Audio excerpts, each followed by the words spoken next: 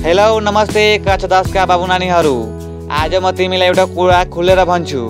एसईमा ए plus ल्याउने विद्यार्थी र सामान्य विद्यार्थीहरूको एक मात्र फरक के हो थाहा छ? प्रेस्टिक the right question at the right time.